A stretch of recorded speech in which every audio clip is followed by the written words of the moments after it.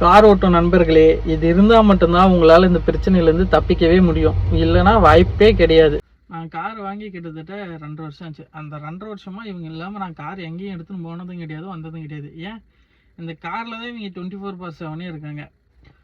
அவங்கள எதுக்கு கூட வச்சுருக்கேன்னா, எந்த ஒரு பிரச்சனையும் வந்துடக்கூடாது. அப்படியே மீறி பிரச்சனை இருந்தாலும் அதுலேருந்து காப்பாற்றணுன்றதுக்கோசம் தான் கூட வச்சுருக்கிறேன். அப்படி இருந்தும் ஒரு 2-3 நாளைக்கு முன்னாடி ஒரு குடிச்சிட்டு 2 வீலரில் வந்து ஸ்ட்ரெயிட்டாக குறுக்க எடுத்து வந்து விட்டார். நான் போய் மோதிட்டேன். ஓகேங்களா, பயங்கரமான ஆக்சிடெண்ட்டு. என் காருக்கு கிட்டத்தட்ட ஒரு 20,000 25,000 ரூபா செலவாயிடுச்சு.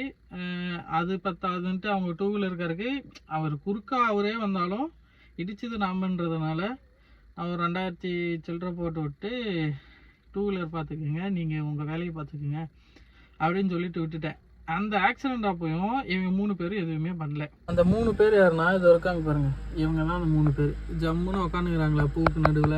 பிரச்சனை வரக்கூடாதுன்னு சொல்லிட்டு தான் அவங்க 3 பேரை உட்கார வச்சுட்டு இருக்குது. ஆனாலும் அப்பயும் பிரச்சனைக்கு மேலே பிரச்சனை வந்துட்டே இருக்கு. அப்போ தான் ஒன்று தோணுச்சு, பிரச்சனை வந்தால் அந்த பிரச்சனையிலேருந்து வெளியே வரதுக்கான வழிகள் மட்டும்தான் அவங்க காட்டுவாங்க. பிரச்சனை வந்துட்டே தான் இருக்கணும்ன்ட்டு. இந்த பிரச்சனையிலேருந்து மேக்ஸிமம் கார் வச்சுருக்கிறவங்களுக்குலாம் தெரியும், பிரச்சனையே வந்து 2 வீலர்காரங்களும் ஆட்டோக்காரங்களும் தான், கார் ஓட்டிகிட்டு போகல. அதனால் இப்போ இதுலேருந்து தப்பிக்கணுன்னா என்ன பண்ணணும்னு யோசித்தேன். அதனால தான் ஒரு அப்ரெண்டிஸை இறக்கி வச்சுக்கிறேன். இவங்க வந்து 24/7 காரை வாட்ச் பண்ணிகிட்டே இருப்பாங்க. இனிமேல் இந்த பிரச்சனையிலேருந்து தப்பிச்சிடலாம். இதோ இவர் தான் புதுசாக இறங்கின அந்த அப்ரெண்டிஸ்.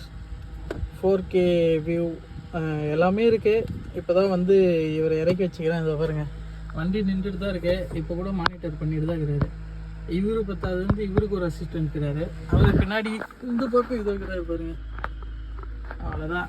இவங்க 2 பேர் இருக்கிற வரையும் நம்மளை யாரும் எதுவும் பண்ண முடியாது. குடிச்சிட்டு குறுக்கா வந்து விழுறது. இப்போ பிரச்சனை என்னன்னு பார்த்தீங்கன்னா, மேக்ஸிமம் அந்த ஏரியாவில் 2 வீலரில் வந்து கீழே விடுறவங்க எல்லாமே லோக்கலாக தான் இருப்பாங்க.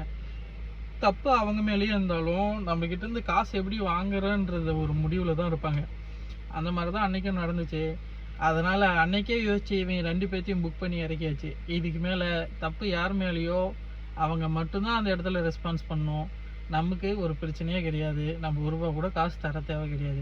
அதனால் கார் வச்சுருக்கிறவங்க எல்லாரும் ஒரு 10,000 ரூபாய்க்கு ஆசைப்பட்டு இதை போடாமல் விட்டுறாதீங்க. ஆக்சிடென்ட் ஆகிடுச்சுன்னா 20,000 30,000 40,000 ரூபாய் வரையும் செலவாகும், அது ஆக்சிடென்ட் ஆகிறத பொறுத்து.